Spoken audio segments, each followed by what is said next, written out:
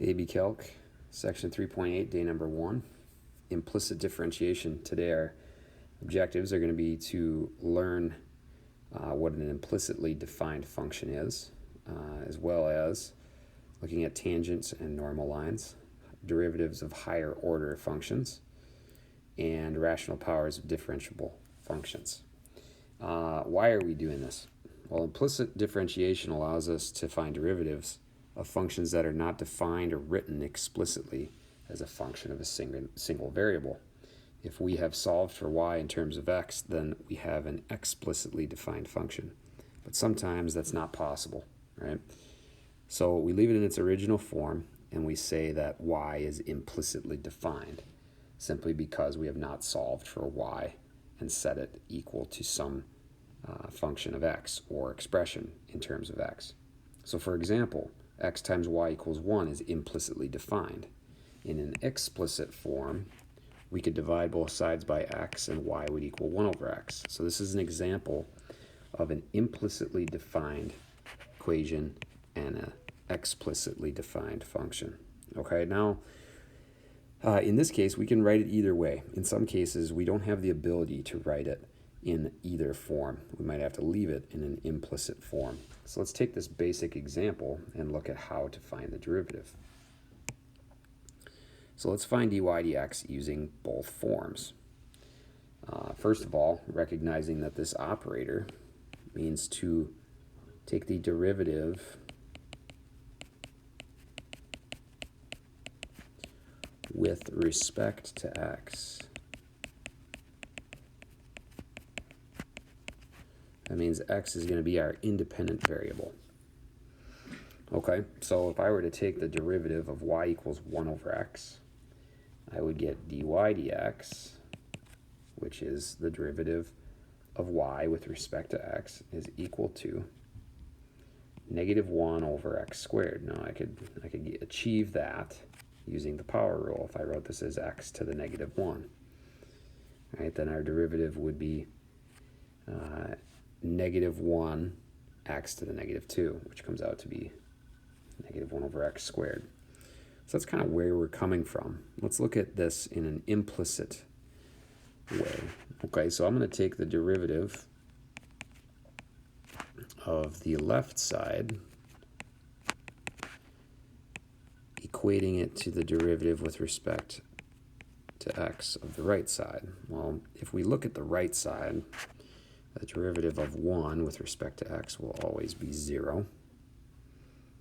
Okay, if we look at the left side, we're going to actually have to use the product rule. Now let's lay out the product rule in a very general form. The product rule for finding the derivative of x times y would be the derivative of the first function multiplied by the second left alone plus the derivative of the second function multiplied by the first left alone. Okay, so let's just execute a little work on the derivative. What is the derivative of x with respect to x? Well, that'd be 1. So here we would get 1 times y plus the derivative of y with respect to x. That's going to be dy dx times x. Okay, this should be in blue here. Clean that up. Therefore, using the product rule, this is our result for that left side. So we would get y plus x times dy dx. My spacing is off there, but you get the point. Okay, now I'm going to solve for dy dx. I'm going to subtract y and divide by x. So dy dx is going to equal negative y over x. Okay, so what was y? Well, we knew that y equaled 1 over x, right? I could see that from above. Okay, so if y equals 1 over x, then dy dx is equal to negative 1 over x, which comes out to conveniently, be equal to negative 1 over x squared. So when looking at implicitly defined functions, we have to use the chain rule, and we don't see it in its deepest form here, but we will in future examples here. I'll show you an example on the next page. Regardless, we do get the same result as you can see here in example 1. All right, let's move forward. Okay, example 2 is asking us to find dy dx of this implicitly defined function. All right, it would not be worth your time. It's actually going to be quicker to use implicit differentiation than it would be to use an explicit form of this and then try to find the derivative. So I want to real quick talk about, first of all, we'll set this up. Let's take the derivative with respect to x of both sides.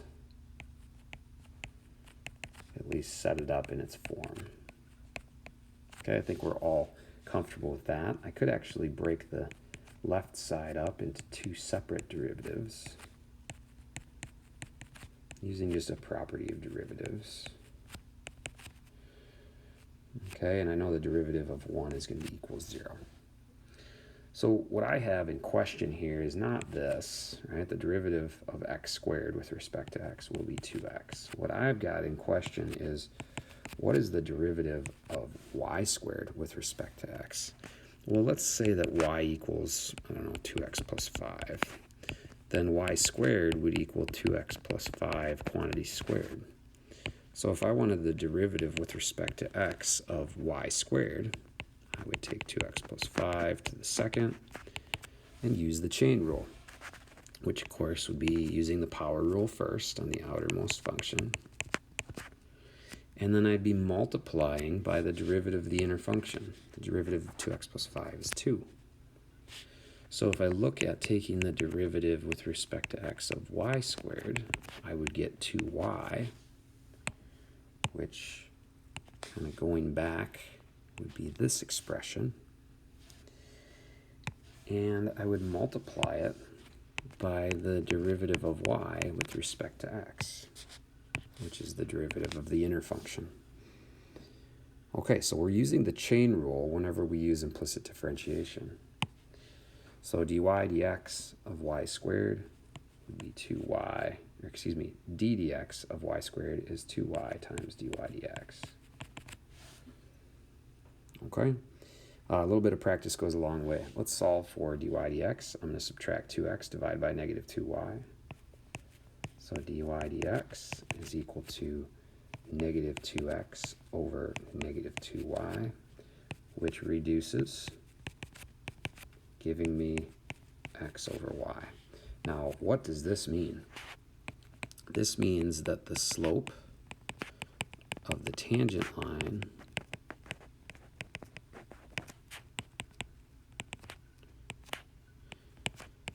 at xy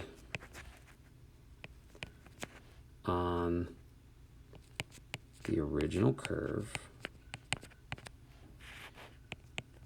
is going to be x over y, provided, asterisks, provided that your ordered pair xy satisfies the original equation.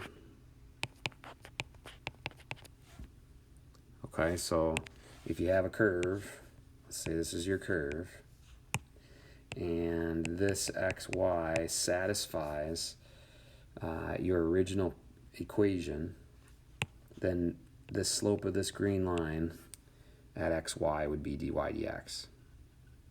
Now, if a point does not satisfy the curve, right, this x1, y1 here does not satisfy the curve, well, then dy dx is not valid for that point. Okay? The point in which we would evaluate dy dx must satisfy the original equation. We'll see some examples of that further on into the notes. All right, let's do another example. All right, example 3. Let's go ahead and execute this operator, d dx of xy squared. I would pause the video if you want to try this prior to seeing my work. Okay, it's going to require the product and chain rule on the left side and simply the power rule on the right side. Okay, you're back from pausing. The derivative of the left side will be 1y squared plus 2y dy dx times x. Derivative of the right side will just be 1. Okay, so let's review. Derivative of the first is 1 multiplied by the second, y squared, plus the derivative of the second, 2y times dy dx, times the first left alone. Very good. Okay, I'm going to go ahead and solve for dy dx, subtracting y squared.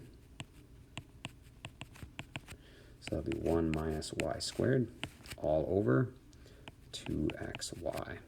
Again, this would be the slope of any tangent line where the point on the curve, let me rephrase that. This will be the slope on the curve at any point that satisfies that curve. Okay, so I don't have an example of an x and y value that satisfy this curve, but if they did, I could plug them in and find the slope at that point. All right, let's continue on to our next example. All right, a little bit more of the same, different function. I'm going to break this up somewhat differently and look at it in 3 terms. Okay, you can go ahead and pause the video, come back and check it out in a minute. Okay, you're back. I think you're back. Yep, you're back if you're hearing this. Let's work these 3 derivatives. Of course, the right side, that'll equal 0. Our red derivative would be 1 times y, which is y, plus x times dy dx. Wow, I really didn't space that very well. Let me try that again. Okay, 1 times y plus x times dy dx. Very good, there we go. All right, our blue derivative, this is going to be interesting. We're going to use the chain rule and also the product rule. So this will be the cosine of xy times the product rule, or the derivative of x times y, which is going to be the exact same as the red derivative, right? So now I'm taking the derivative of the inner function, which will be y plus x times dy dx, just like such. And of course, the derivative of the right side, as I said earlier, is 0. Okay, let's solve for dy dx. First, I have to remember that I'm going to expand this. All right, so that means I got to distribute cosine xy. So it'll be y plus x dy dx. No change there. Here I'll have y cosine xy plus x cosine xy dy dx equal to 0. Anything that does not contain a dy dx, I'm going to subtract, bring over to the right side there. And I'm going to factor a dy dx out of what remains, so out of these terms here. So that'll leave me with x plus x cosine xy is equal to negative y minus y cosine of xy. All right, we're going to divide both sides by x plus x cosine xy.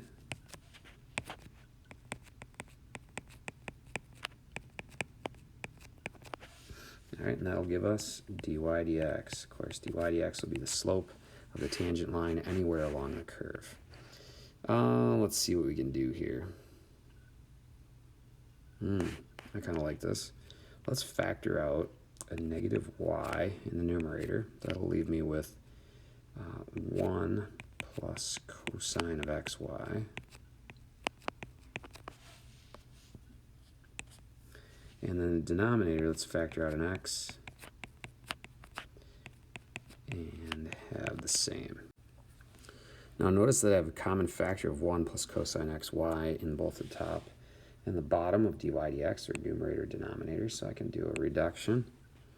So dy dx at any value along the curve will actually be equal to negative y over x. It's kind of cool. That would be the simplest form for the slope of the tangent line along the curve. Okay, let's look at one more example. Okay, yet again, let's do a little work. We're going to have some product rule, some chain rule, and all that good stuff going on here. I'm going to break this up into 3 terms. You do not have to do the same if you feel comfortable. I'm going to actually factor out a 4 out of that last term. Just take the derivative of xy. That's allowed. And I already know that the derivative of 0 is 0 anyways, so I'm not going to operate over there. Feel free to, again, pause the video, come back and check your work. Alright, I'm going to have 2y dy dx. That's the derivative of y squared times sine of y plus the derivative of sine of y will be cosine of y dy dx. That'll be times y squared, the first function left alone. Plus, we move on to some nice work here. This will be 2x. And then minus 4 times whatever the derivative of x times y is. Well, that comes out to be y plus x dy dx. Of course, that's all equal to 0. So let's kind of simplify, get some like terms together here. I see a dy dx here, I see a dy dx here, and I'll see a dy dx once I expand. Let's actually expand this term here to negative 4y minus 4x dy dx. Okay, so I'm going to consider like I'm just working with an expanded version. So that term right there, I will also have as a like term. So terms that I can move to the right side would be 2x and negative 4y. So let's do that real quick. 2x will become negative, and the negative 4y will become positive. Okay, so on the left side, let's compress everything that's underlined there in red, factoring out a dy dx. So I'm going to take out a dy dx, which will leave me with 2y sine of y plus y squared cosine of y minus 4x. So you can see where each of these terms are coming from. Here's my 2y sine of y. I've pulled out a dy dx. I got a y squared cosine of y, pulled out a dy dx. And I got a negative 4x times dy dx, and pull that right out too. Okay? Now what I'm left with is that when I divide by that expression, dy dx equals 4y minus 2x over all that stuff. I'm gonna likely just order it in the way it is right now. It doesn't matter the order, but sometimes it can be advantageous to reorder because you might see that something reduces in the numerator and the denominator. So I get 4y minus 2x over 2y sine of y plus y squared cosine of y minus 4x. That's a messy derivative, but the slope of the tangent line can be calculated at any value, of course, that satisfies the original equation using that equation there. So that's 3.8 day number 1. Hope it went well, and we'll see you guys in the next video.